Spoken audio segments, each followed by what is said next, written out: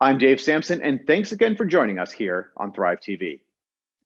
As we continue to watch the state of cybersecurity this year, our observations include a number of glaring trends. Those include government-related breaches, poor incident response, and breaches that occur as a result of third-party vendors.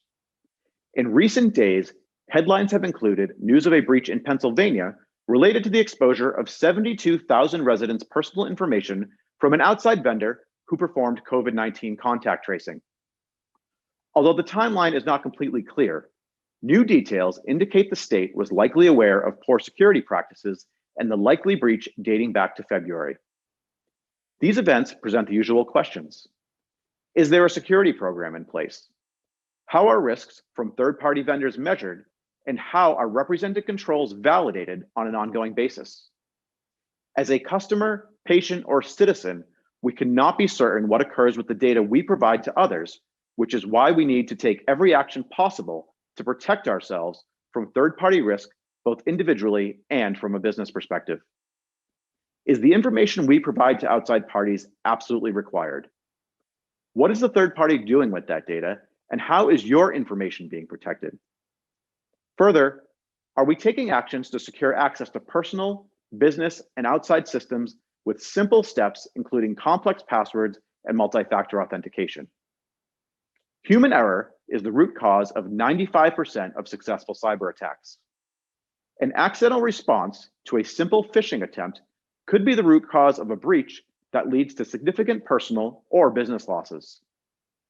As we approach the midpoint of 2021, we are still experiencing the impacts of the SolarWinds, Microsoft Exchange, and other breaches.